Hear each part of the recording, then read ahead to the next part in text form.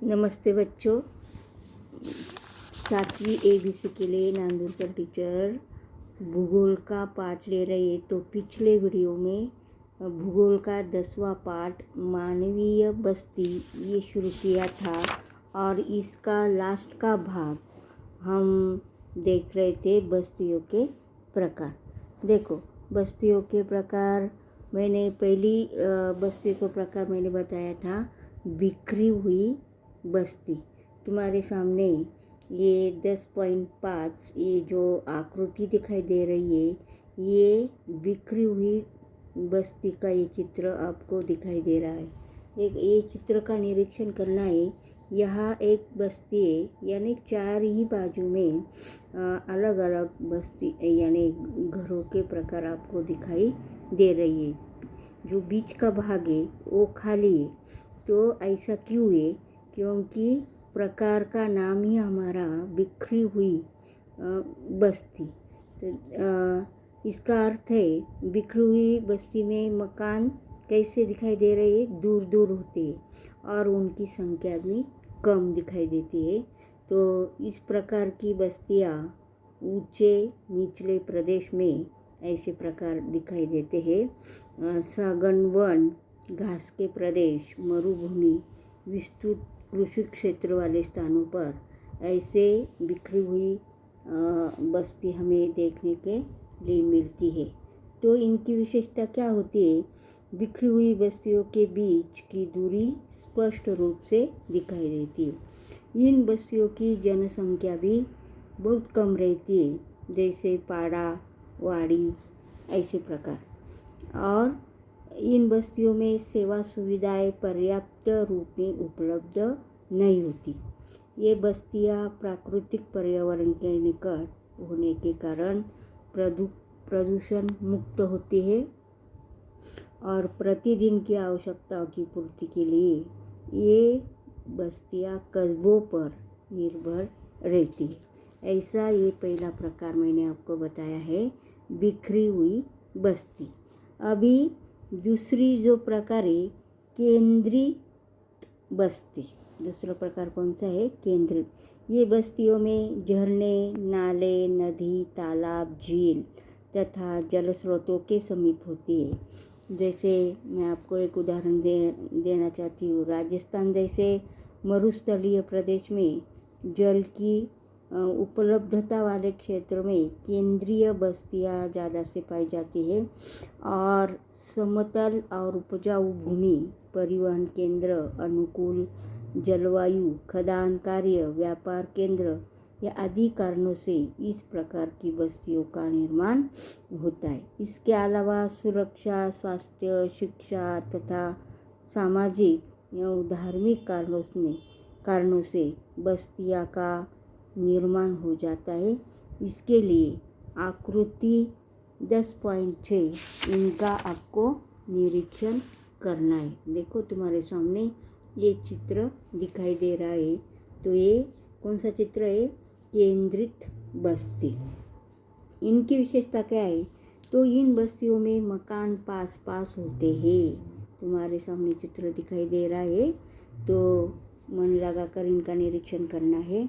इन बस्तियों में सामाजिक सेवाएं उपलब्ध रहती है। इन बस्तियों को स्थानीय समयानुसार विशिष्ट आकार प्राप्त होता है। इन बस्तियों के पुराने अथवा मूल परिसर में सड़कें सैकड़ी होती है। इन बस्तियों में विविध जाति, धर्म, पंथ, वंश और विचारधारा के लोग एकत्रित होकर मिलजुल कर रहते। फलतः ऐसी बस्तियों का सामाजिक जीवन स्वस्थ होता है। यह आपको याद रखना है, केंद्रित बस्ती की विशेषता है। और तीसरा प्रकार हमें देखना है रेखाकार बस्ती। एक तुम्हारे सामने रेखाकार, एक लाइन में ये बस्ती रहती है, यानी उनके घर रहते। रेखाकार बस्ती सड़क, रेल मार्ग, नदी, नहर, समुद्र किनारा, पर्वतीय प्रदेश की तलहटी आदि प्रदेशों के समीप रेखाकार बस्तियाँ पाई जाती है। बस्तियों का आकार भी सैकड़ी और सीधी रेखा में होता है। इसके लिए आकृति 10.7 का हमने निरीक्षण भी किया है। तो इनकी विशेषता क्या है? इस प्रकार की बस्तियों में मकान एक सीधी पंक्ति में होती है। बस्तियों के बढ़ते जाने से कालांतर में उसकी अनेक पंक्तियाँ भी बन जाती है। सड़कें एक दूसरे के समांतर होती है। मकानों के अलावा बस्तियों में कुछ दुकानें भी होती है।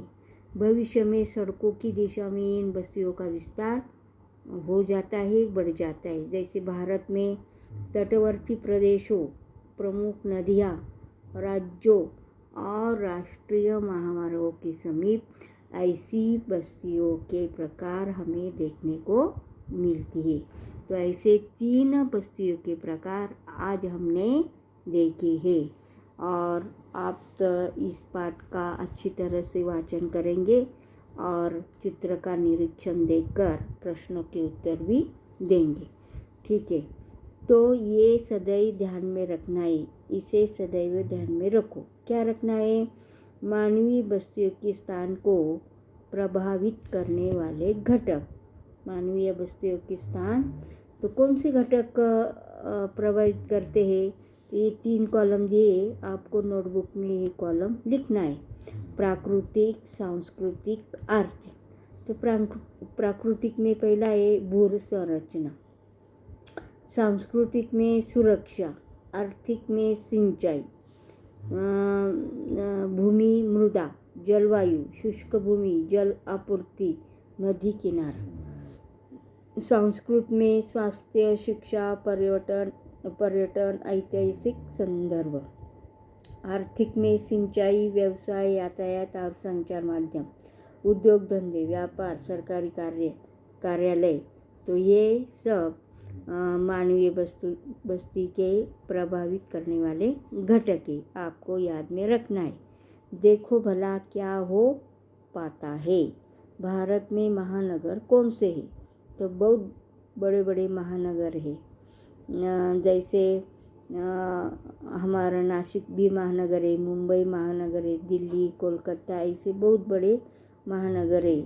तो तुम जहाँ रहते वह बस्ती, उपरोक्त बस्ती में किस प्रकार में आती है, ये आपको लिखना है।